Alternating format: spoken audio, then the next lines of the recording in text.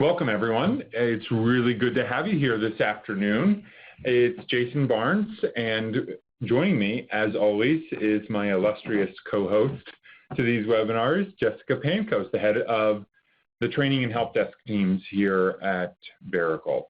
We're really excited to have everyone, and this has been a hot topic, and so we are excited to talk about ICD-10 one more time. And so this will be a recap of a lot of the other webinars that you've seen, including some of the system updates and what we've learned so far. It will not include all of the content because we won't be doing things like macros today. We're just going to include the actual system functionality for finding codes, choosing your ICD-10 codes based on your ICD-10s, how to search ICD-10 codes when you're not crosswalking over from an ICD-9 code, and making sure that you know how to save those codes, save the searches, and group them however you'd like to. So we've had some updates there, and we're really excited to share those today. Not only that, if you have not yet actually created those hierarchies in your system, we're going to show you how you can go about doing that with a test patient. And to kick it all off, we're actually going to show you how to find your most popularly used or frequently used ICD-9 codes so you know which ones need to be mapped over. Jess, anything to add? No, I think that covers everying That's what we're planning on doing today. So thank you for joining us, and we're just going to dive right into it. Today, everyone watching should be familiar with the screen that's up. This is a fake patient where we are looking at the travel card. You can see there's x-rays, there's no ICD-10 or ICD-9 information, and we're going to go over that functionality. But before we get into that, we actually want everyone to take a break and think about this process as a whole. In order to figure out which codes you're going to need to select so that you're ready to more readily choose your ICD-10 codes, I want to take you into another system. This is actually a real practice in our system that we're showing you right now. All the names have been changed so that we're not using anybody's real practice information. But this is the last year worth of billing information by diagnosis code. Our recommendation is that you run a billing stats report to find out which ICD-9 codes you most frequently used, because what we found is, although there are a number, 10,977 visits with 11,150 code selections used, there were only 40 total diagnosis codes used last year by this practice. And if you look at them by percentage, a vast majority of those visits were covered by 10 codes, 8 codes. So what we want you to do is know how to find out what those codes are for your office.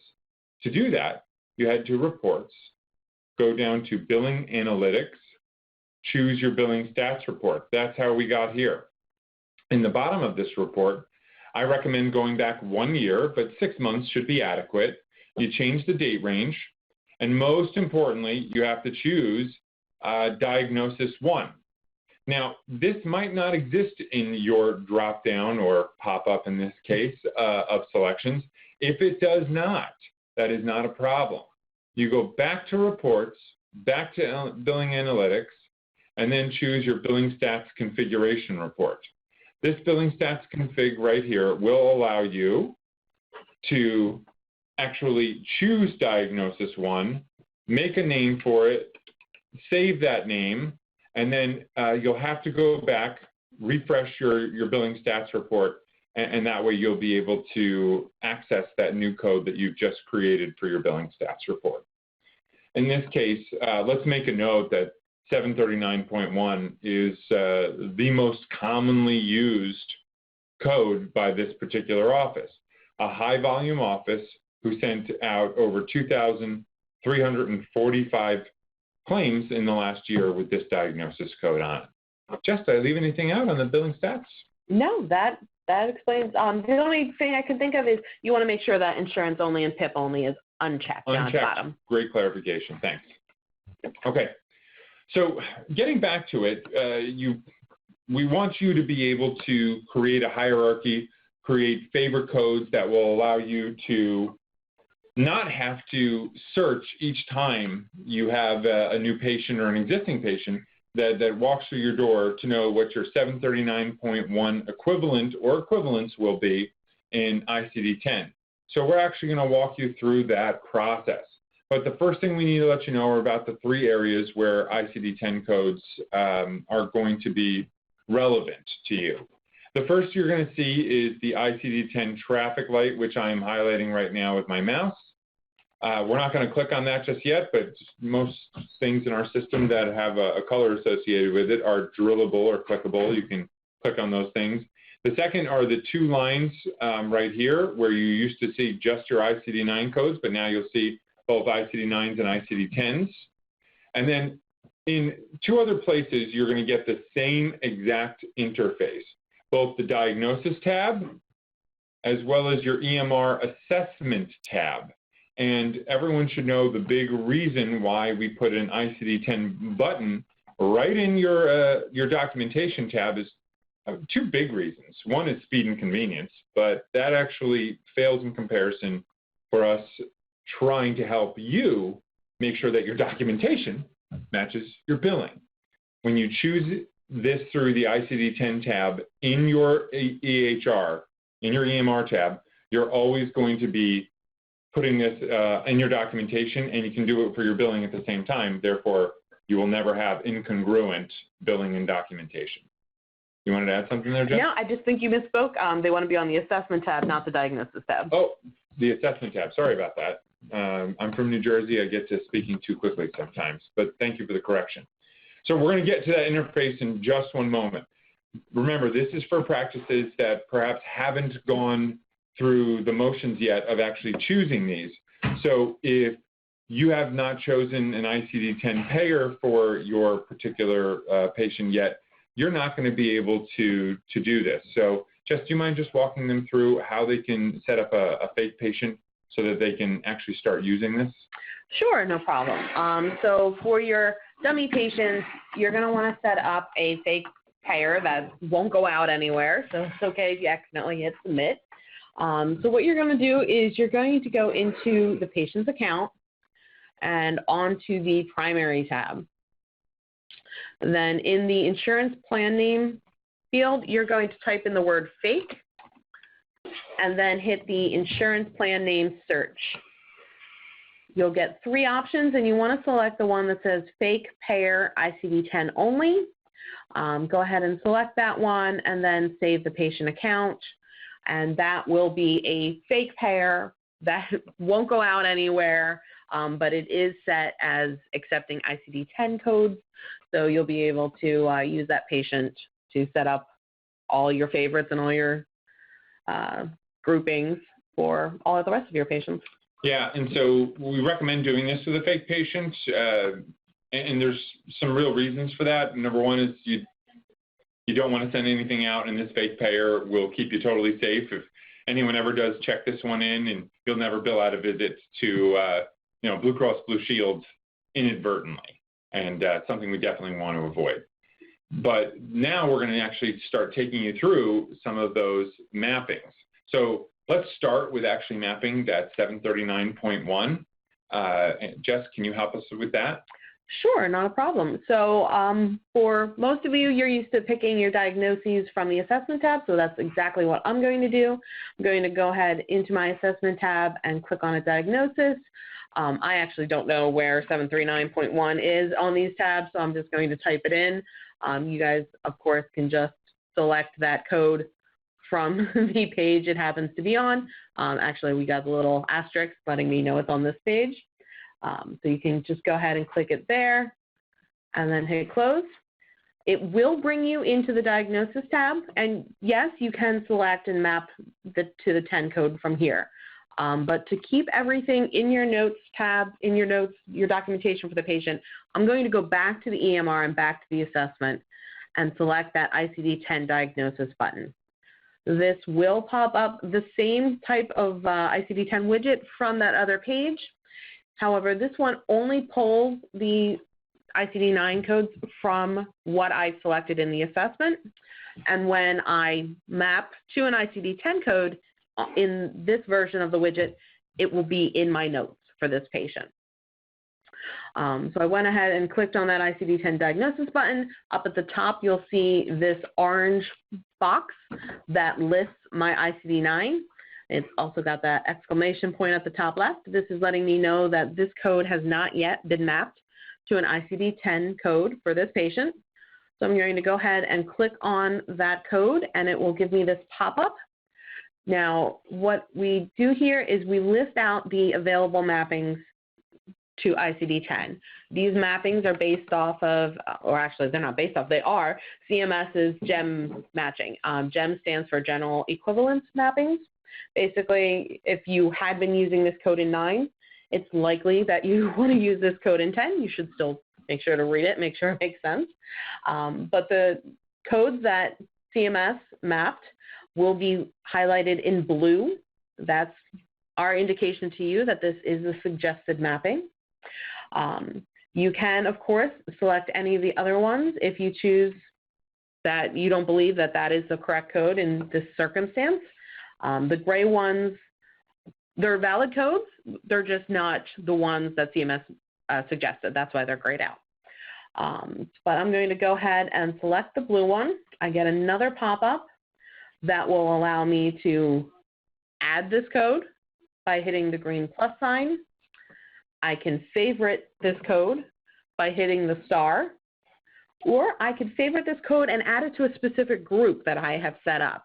The regular favorites will group them by their definitions, the terms in their definitions. But the grouping, I can say, I can put it in the specific group I want, regardless of what the definition is. So those are my available choices up there, and then of course the X to exit out of it. So I'm going to go ahead and hit the green plus sign. It has selected that code for me, and my ICD-9 up at the top is now in this light blue color with a green check mark, letting me know I have mapped it. If I hit the save button, you'll see that the M99.01 is in my ICD-10 diagnosis box down here, and it is up in my billing section up at the top. So at this point, my note and the codes that are going to go on the claim will match. Which is perfect. Yes, you want them to match. And if for whatever reason, if you guys are using note macros or anything like that, if your codes in this section are not up at the top, you can always hit this up arrow. It'll say it's going to copy the diagnoses and procedures from the assessment and plans tab, and I say yes, and any of the codes that are in my notes that are not yet up at the top will be moved up there for me. All right, so let's go into the traffic light, just kind of mouse over it so people can see it. That went from red to green. Now, just like any other traffic light, everybody knows how they function. Green is now fine. It will turn green as soon as there is one valid ICD-10 code there. And this traffic light is meant to indicate to you guys that, at least for this payer, you've selected a valid code to go out. It will not tell you that you've mapped all of your ICD-9s to your ICD-10s. As soon as it has one valid ICD-10 on there, it's going to be fine. When you get a patient that shows up with a yellow indicator on there, just what does that mean? What does yellow mean? All right, so some payers are still set that they are only accepting 9s right now. Mostly they are workers' comp and PI payers, but any payer that is set up where they are not yet accepting ICD-10 codes, you will actually have, in most cases, a yellow indicator up there. That means that you have not yet selected ICD-10 codes for that patient, but the payer is not yet requiring 10s. So there's nothing wrong, it's just letting you know that you can actually set up 10s right now. We will save those 10s. We, of course, will not send them out until the payer lets us know that they are accepting ICD-10s. But having both 9s and 10s on the claim means that we have both sets. So if the payer decided to switch today and we find out tomorrow, we can easily go back, update that payer, and resubmit your claim without having to ask you to add the other set of codes. So best practice, as we're recommending it, is to include both sets of codes on any time that you encounter a yellow traffic light. Yeah. And there's also, unfortunately, Jess, the opposite situation is true, because as of October 1, 2015, for any payer that we don't know if they are making a switch to ICD-10, we're still defaulting to submitting ICD-10. And we've already learned on a couple of different payers, such as a State Farm, let's just say, that one region in Maryland is accepting ICD-10s, and another region in Maryland is not accepting ICD-10s. So we have to make sure that that claim has ICD-9s ready to go on it. So I don't want to clutter up anyone's workbench by sending it back to them saying, hey, this payer is a little behind the times. They haven't moved over to their 10 codes yet. Please give us 9s. If you include both of them, just like Jess said, we won't bother you. We'll just submit. On the back end, we'll know, we'll make that switch from an ICD-10 to an ICD-9 payer, and we will get that claim out without any input from you or your office, which is ideal. So those are the best practices. That's the traffic light. I'd like to walk them through one more selection of a search where we don't go through the assessment tab, to choose it, where we don't know which ICD-9 to ICD-10 mapping, where we just have to search something. Jess, can you help us with that? Sure, not a problem. Okay, so I have just opened up the widget up the top. All right, so instead of having a ICD-9 up at the top that I can just click on, I'm going to use the search right here. Now, I can type in a term in this field, and I can get results just by that term. So I'm going to type in the word neck and hit the search button, and then you can see over on the right-hand side, there's 1,104 diagnoses that have the word neck in the definition. Not too terribly helpful. Not too terribly helpful. But you can see I actually have a saved search term, and I favorite those search terms and save them just by typing them in and then hitting this star on the right-hand side. But I'm going to select one of the ones I've previously saved and favorited, and you'll see that this one only has 9. So we do allow 2 search terms. They do not have to be one right after the other. As you can see in the definitions for these, none of the definitions say neck sprain. It's sprain at the beginning of the definition and neck at the end. So it doesn't have to be terms right back to back in the definition, but you can search by two different terms. So I've searched for neck sprain. I have my options over on the right-hand side. Jess, I know what the answer is, but an observation, I see that 2 of the codes on the right-hand side search section have stars next to them. What does that mean? All right, so these codes that have the stars next to them are codes that this particular doctor has favorited, has saved for easy use later on. And he did so just by clicking on one of those codes and hitting the star icon. So it was unfilled in, he clicked it, and it filled it in to favorite it. Whenever you are in the ICD-10 widget, you have a list of favorites down at the bottom. And I'm actually going to undo my search real quick because I want to show you what happens when you first come in here. When you first come in here, we are going to list all the favorites that you have made. So you'll see all of them right here. So if you have really quick codes that you can just select, you can just go straight down there and select the codes if you know what they are. But you can also use these search terms to filter that favorite list. So if I go back to the neck sprain, you'll see that there's only 2 codes that I have favorited that have the word neck and sprain in their definition. So selecting neck sprain in the search term filtered my favorites, and I can just go ahead and click them right from here to add them to my codes, my selected codes.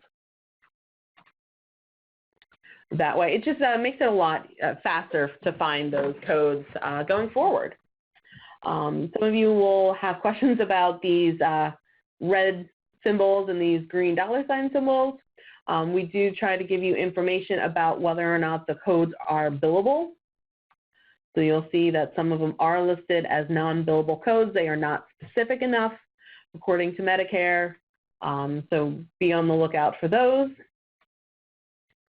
And you will see that just happenstance that the one for Next Brain actually have these initial, subsequent, and sequela options. So what initial, subsequent, and sequela mean? Initial is for the initial set of visits for a specific issue. It's not just the first visit.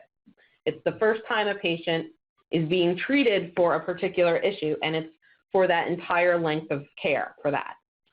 Once that care has been completed, if the patient comes back a year later, maybe even goes to a different doctor and is seen again for the same issue, then you would be selecting that subsequent option. And sequela is actually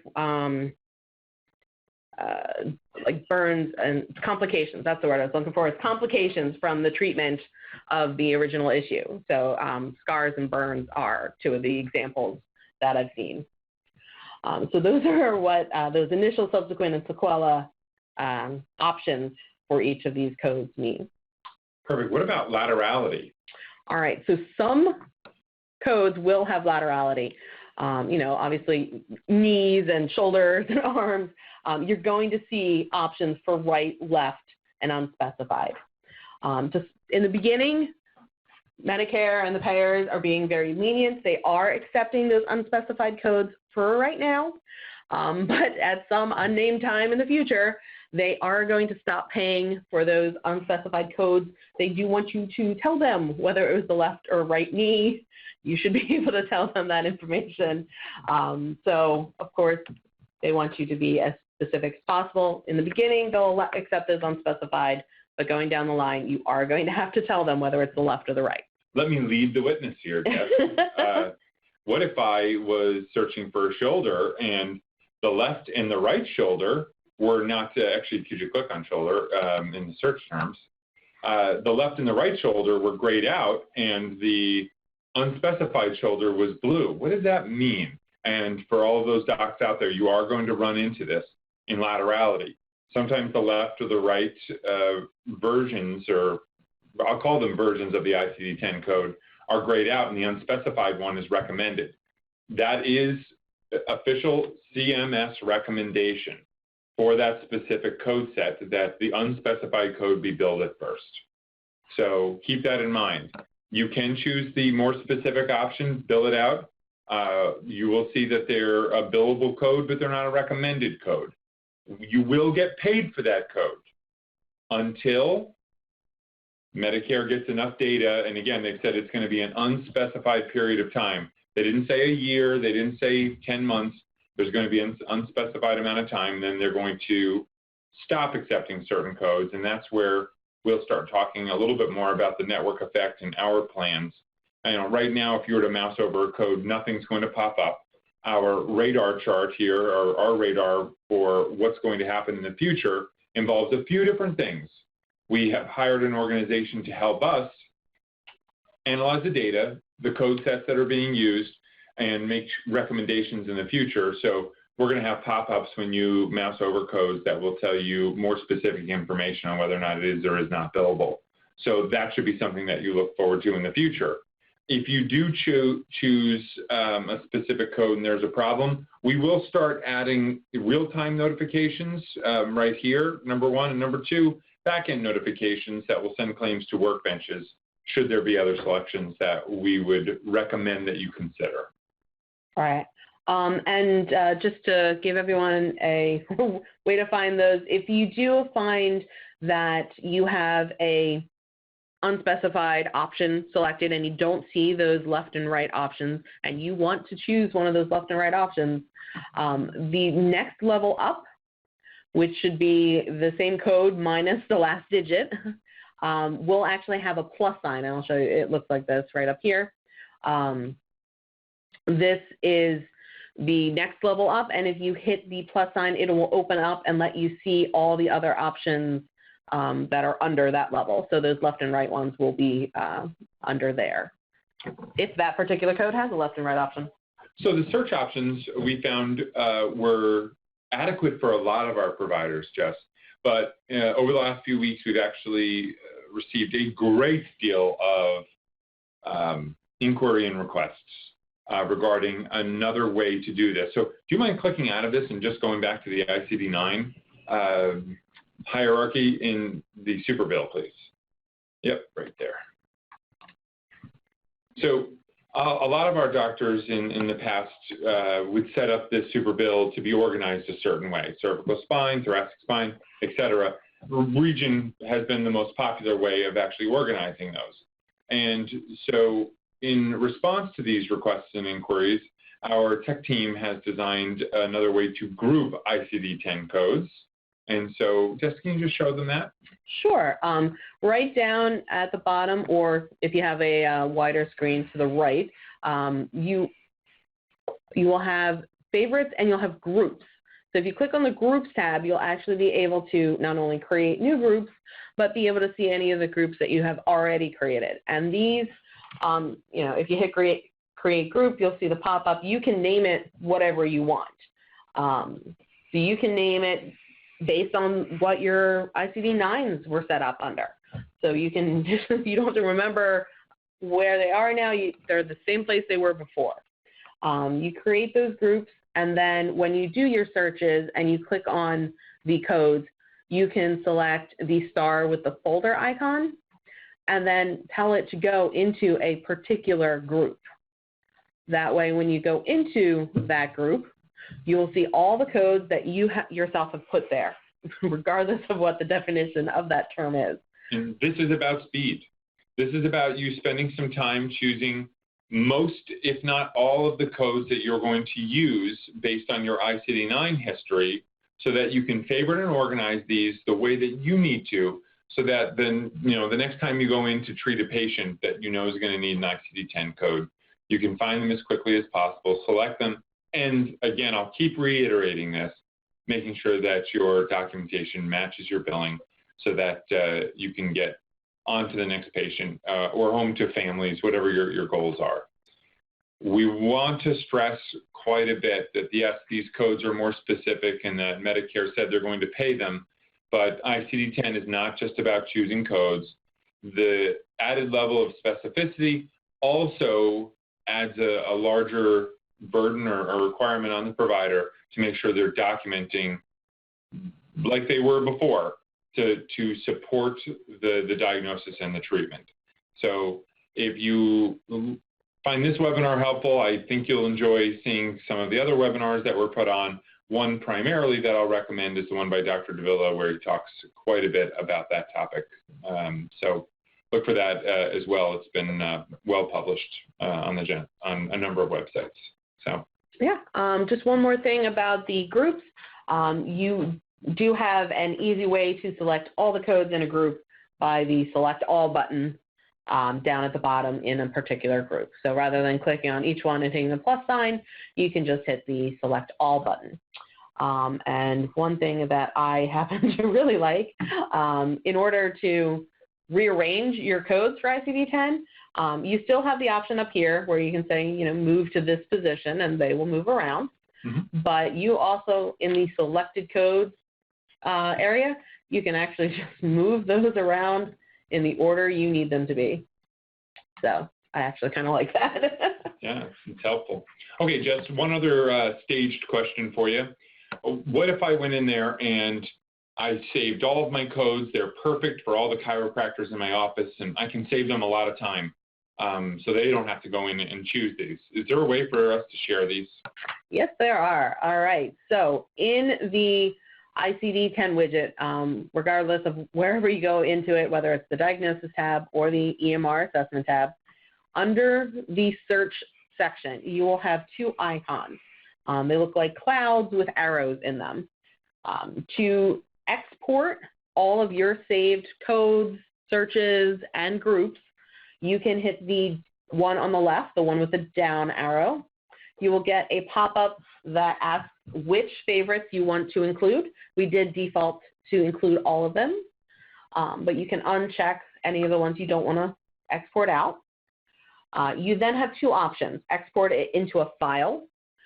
If you choose this option, it will download this file onto your computer, and then you can do whatever you want with the file. If you have a friend at another office who you wish to share your favorites with, you can take that file and stick it in an email, attach it to an email, and shoot it out to them. And if they use our system as well, they can go ahead and upload it, and I'll show you how to upload those files. I'm glad you bring that up, because I actually got some feedback from a previous webinar that we have coaching groups that use this, and the main coaching practices put their favorites together just yesterday and then emailed it out to all of their subsequent practices, saving them a lot of time, energy, and effort. So there was a great deal of gratitude related to us for creating this feature, Wonderful. Which I had nothing to do with. All right, so that is the first option. The second option is to share with the practice. If you choose this option, we do actually save that grouping, those favorites on our side rather than downloading them to your computer. We do default the name down at the bottom, but you can overwrite that and have it named whatever you would like. I do know some practices, multi-special practices, want to share codes based on specialty.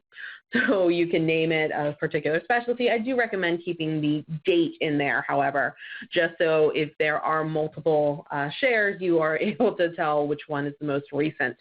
But you can choose whichever item you'd like and hit the export button up at the bottom. That will either save it to our side if you're doing share with practice, or download it onto your computer if you're doing export to a file. So now that you've exported all your favorites, now it's for the next person, the one you're trying to share it to import it. So they log in, they go here, and they click on the icon on the right, the cloud with the up arrow. They again can say which type of favorites they wish to import.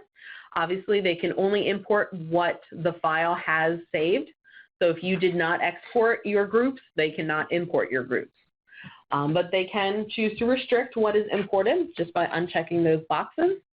We do default to pulling everything. And then it's just choosing where that file is coming from. If it was emailed to them and they download it on their computer, they can select from a file and hit choose file. It's just going to bring up a browser option where they can browse their computer for wherever they save that file.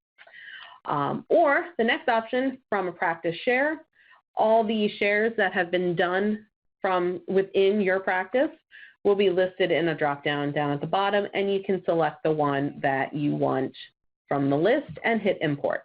And then all of those favorite searches, codes, and groups will be imported to that new person's login. Fantastic. So let's recap. We've shown you how to find your ICD-9s so you know which ones you have to crosswalk. We've shown you how to crosswalk. We've shown you how to search for standalone ICD-10 codes should you need to. Showed you how to create favorites, how to create favorite searches, how to group those favorites in other ways should you want to create your own hierarchy, an organizational method. And at this point, we've talked about the back end, how we're going to choose the right code, and what the traffic light means. We have gone over almost all of this. The only thing we really haven't gone over is what happens when you have a problem. If you do have a problem, and we've had some one-off situations where something was or was not working. We had a practice, just to pick one out of the air, who said, I chose an ICD-9 code and it simply did not show up in the widget.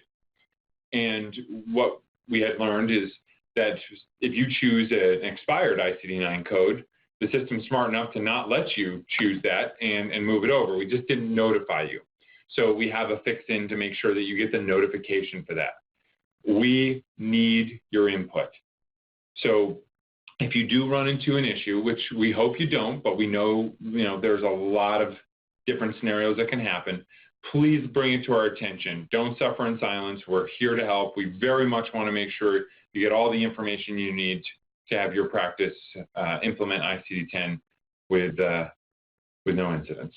Yeah, so if you guys are having any issues with ICD-10, please go up to the help menu, open help request task, put in what problem you're having in the first field, type in the patient's name in the second, hit send, and send it to the help desk.